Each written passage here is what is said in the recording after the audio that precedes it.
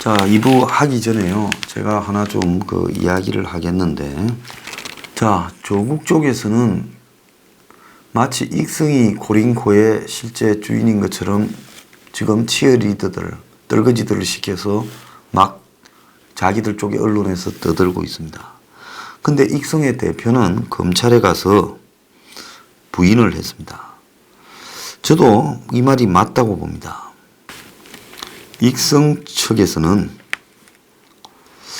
뭐라고 했는가 하면 고링코 실제 소유주가 익성이라는 의혹은 전혀 사실이 아니다. 검찰에서 다 밝히겠다. 이제 우리도 다 까겠다고 이야기를 한 겁니다. 안 그러면 자기가 죽음이니까요. 그러면 이 말은 뭔 말인가 하면 익성도 아니라면 실제 주인은 정경심이다라는 이야기를 의미하는 겁니다. 자, 다음 주에 정경심이가 소환되지 않겠나 이렇게 이야기가 나옵니다. 아마 다음 주 초에 소환될 거라 보는데 법 쪽에서는 정경심이 구속 가능성이 낮지 않다라고 말을 하고 있습니다. 구속 가능성이 낮지 않다 말은 뭔 말이겠어요? 높다 말이죠. 그러니까 언론이 참말로 얼마나 썩어 문드러졌으면 정경심이 구속 가능성이 높다라고 말하면 지킬까봐 낮지 않다라고 말을 하고 있습니다. 자, 그러면 정경심이가 구속 가능성이 높다라는 부분의 이야기가 나오는 것은 지금 정경심이가 저지른 죄가 굉장히 예사롭지 않다라는 부분이 지금 나오고 있다는 겁니다. 이해찬이가 최근에 지역구 의원들과의 권역별 오찬에서 정경심이가 구속되면 그때 한 번 더 종합적으로 파악해 봐야 된다. 이렇게 말을 했어요. 자, 이 말은 뭔 말인가 하면 조국 사수를 이야기하다가 정경심이가 구속되면 그때는 우리가 방향을 좀 살짝 바꿔야 되지 않겠나 하는 이야기를 지금 한글로 해석이 되고 있어요. 그래서 이해찬의 이 발언은 조국 사수에 흔들림이 없다라는 당의 기류에서 한 발 물러나가지고 지금 생각해 봐야 된다. 그래서 이해찬이가 PK 지역 의원들하고 어제 점심을 먹고 난 이후에 모두 발언해서 이 상황이 오니까 본인들도 수습을 해야 되고 정부도 수습해야 되고 당도 수습을 해야 되는 상황이 왔다. 그런데다 내주 다가온 국정감사가 제2 조국 대전으로 번질 거라는 부담감도 있다. 뭐 이런 이야기들을 지금 하는 모양이에요. 앞에 말은 직접 한 말이고 이런 말들은 뒤에서 나오는 말입니다. 그래서 이해찬 대표 참모는 이 대표가 말한 종합적 검토는 정경심이가 구속된다는 가정하에서 검찰과 법원의 구속영장 청구 및 발부 사유가 구체적인 사유에 관한 게 아니라 단순 도주 우려, 법리 다툼의 여지가 있어 단순한 도주 우려 등이라면 법정에서 충분히 법리 다툼을 할 여지가 있다. 그래서 유죄라고 단정할 필요가 없다. 요렇게 이제 입장을 달면서 살짝 빠져나가는데, 근데 이걸 안 하면 언론이 받아들인 거는 지금 당도 수습을 해야 된다 말은 이제 정경심이가 구속되면 당에서도 조국을 정리해야 되지 않겠느냐 하는 말과 지금 관련이 있다는 겁니다. 자, 지금 정의당이 무슨 진중권이가 탈당한다 안 한다 했다가 또 사과를 했다가 갈팡질팡 중인데요. 만약에 정경심이 구속 사태로 가게 되면 정의당이 좀 심각하게 이렇게 돼버릴 수 있기 때문에 젊은 애들이 정의당 지지자들인데 다 돌아서 버릴 거라는 거죠. 그래서 입장 번복을 하겠다라고 지금 그렇게 이야기를 하고 있습니다. 자, 검찰은 벌써 정경심을 소환했을 때 검찰청 1층의 포토라인에 선다. 이렇게 말을 하고 그리고 따로 정경심에게 배려를 해서 몰래 올라온다 이런 거 없다. 일청의 폴토라인을 거쳐 온다라는 것은 원칙의 문제다. 이렇게 말을 했습니다. 자, 그래서 공개 소환해서 기자들 앞에 폴토라인에 세우겠다. 이렇게 지금 검찰이 이야기를 하고 있는 겁니다. 절대로 정경심을 비공개로 하지 않겠다는 겁니다. 그래서 정경심 소환은 제가 봤을 때 다음 주 초가 될 거다 이렇게 보여져요. 며칠 전까지는 여권 핵심에서는 정경심이가 소환돼도 어쨌든 한 두어 달 이상은 조국을 안고 가야 된다. 사수 분위기에 전혀 관계가 없다. 이렇게 지금 큰 소리를 쳤지만은 실제로 지금 법조계에서는 정경심이가 영장이 만약에 기각된다면 아마 범국민적인 법에 대한 회의와 그야말로 정권에 대한 비난이 폭발할 거라고 저는 보고 있습니다. 그래서 만약에 영장이 받아들여지면 이제 정경심이가 구속되고 그리고 그렇게 되면 그 다음 단계로는 조국이 정리되는 수순으로 가야 될 거고 이제 기각되면서 윤석열과 검찰에 과도하게 수사했다고 반격이 시작되면 그때는 아마 이제 이건 나라가 아니다라는 상황이 될 거라고 봅니다. 만약에 정경심이 영장이 기각된다면요. 그때는 이제 거리 집회가 아니라 공권력 무시로 가야 된다. 저는 그렇게 생각합니다. 아니 이런 범죄를 저질렀는데도 영장이 기각되는 나라라면 그건 나라가 아니죠. 자, 그럴 때는 저기 앵그리 블루도 이제 공권력 무시로 나가겠다 하는 결심을 안 할 수 없다는 겁니다. 조국 가족의 검찰이 특히 붕괴하고 있는 것은 그동안에 조국이 공개석상에서 한 수많은 해명이나 변명과 전혀 다른 사실에 대한 증거가 차곡차곡 쌓이고 있다는 겁니다. 그래서 거짓 해명을 했다는 건데 조국 가족 모두가 증거인멸로 기소될 거라고 지금 이야기가 나오고 있습니다. 자, 삼성바이오로직스가 얼마 전에 또 이 삼성물산 본사까지 수사가 진행이 됐죠. 압수수색이요. 근데 이 삼바 수사 때 증거인멸 혐의로 5명이 구속돼서 지금 법원에서도 이제 증거인멸은 무조건 형사처벌한다는 것이 일반적으로 받아들여지고 있다는 겁니다. 조국이 지금까지 PC를 집에 2대가 있다. 공식석상으로 서재에 있는 1개를 공용으로 쓰고 있다. 이렇게 말을 했어요.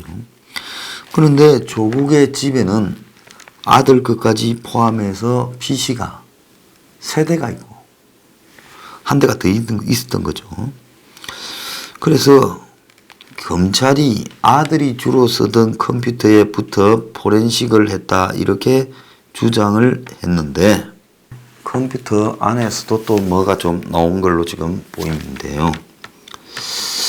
자, 그런데 조국 딸이 부산대 의전원에 입학할 때 학부 성적, 영어 성적보다 서류나 면접이 더 많이 반영됐다라는 게 최종적으로 지금 이 서류를 요구했던 국감 자료에서 드러났습니다. 그래서 지금 모든 부분에서 조국 가족과 관련되는 여러 해명들이 지금 하나 둘씩 다 터져 나오고 있어요. 그런데 증거인멸 뿐만 아니라 조국 본인이 사모펀드를 몰랐고 코링코를 몰랐다 잡아떼고 있다 하더라도 공직자윤리법 처벌의 대상으로 이미 검찰이 적시해놓고 있다 이런 이야기가 나오고 있는데요. 자, 조범동이 영장 때 그렇게 공직자윤리법의 공범이라고 했죠. 그럼 주범이 누구냐? 조국이라는 이야기입니다. 그런데 검찰하고 법원이 부인하면서 이게 가라앉았는데 그런데 한 언론의 보도에 따르면 지금 조국에 대한 수사의 핵심은 조국이 코링코하고 사모펀드 내용을 알고 있었냐는 건데, 만약에 그걸 알았다면 공직자의 직접 투자를 금지한 공직자윤리법의 위반으로 이렇게 해당돼서 처벌을 받게 되고, 그래서 심각한 문제인데 검찰은 이 부분에 말을 하지 않았던 겁니다.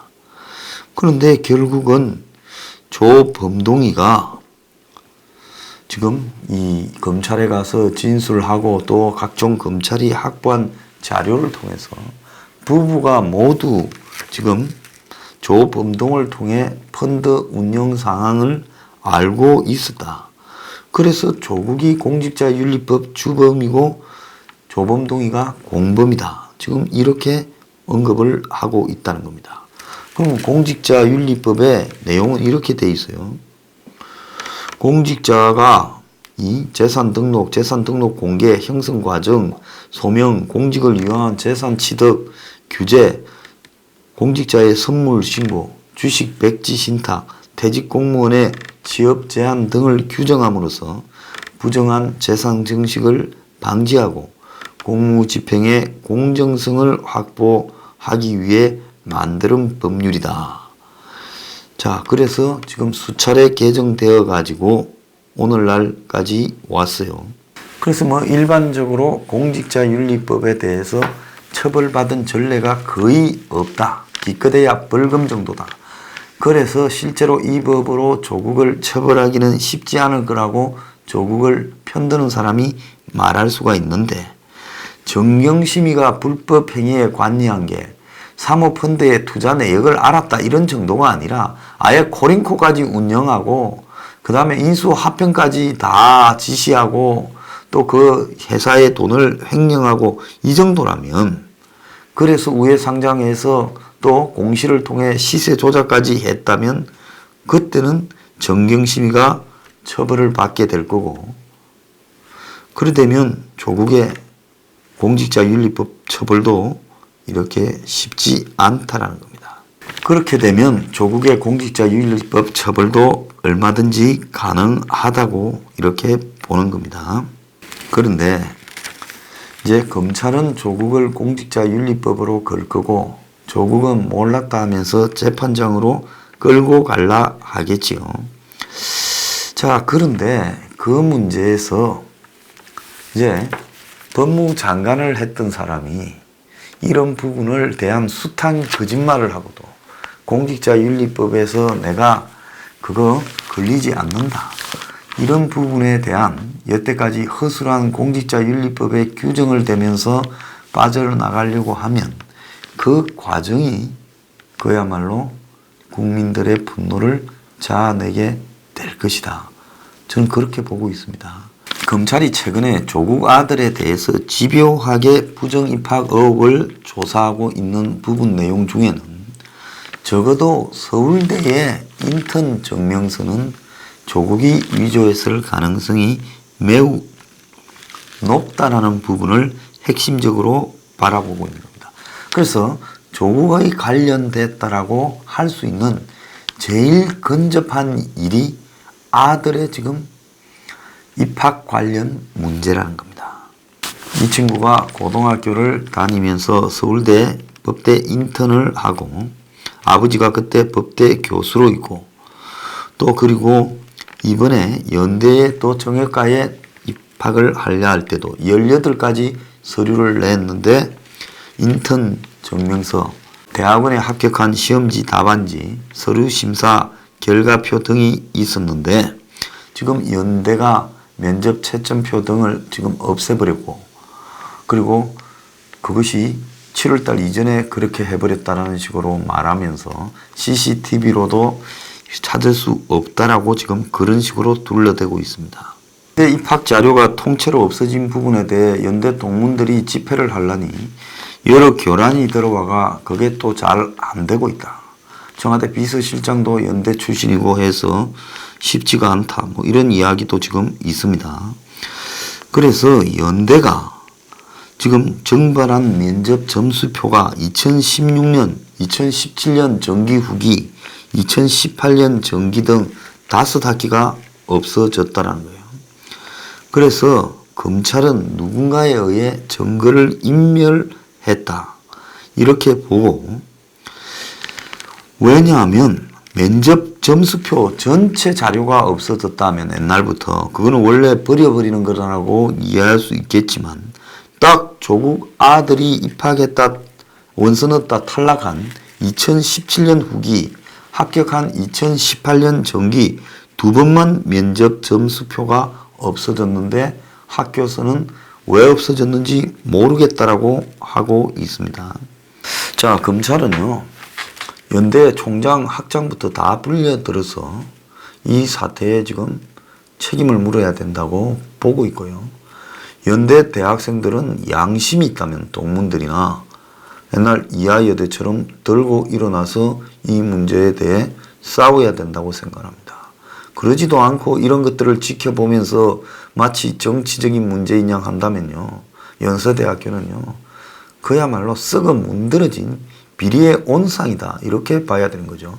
무슨 유석춘 교수를 징계할 그런 최소한의 도덕적 권위라도 있습니까? 저런 복마전에서요. 얼마나 많은 놈이 뒷구멍으로 끼어들어가고 서류를 없애고 하는 일이 반복되었길래 지금 이 와중에 이지랄 하는 겁니까? 연대요. 정신 차리기 바랍니다. 자, 조국요. 빠져나가기 쉽지 않습니다. 그리고 조국 빠져나가려다가는 정권 100% 뒤집어집니다.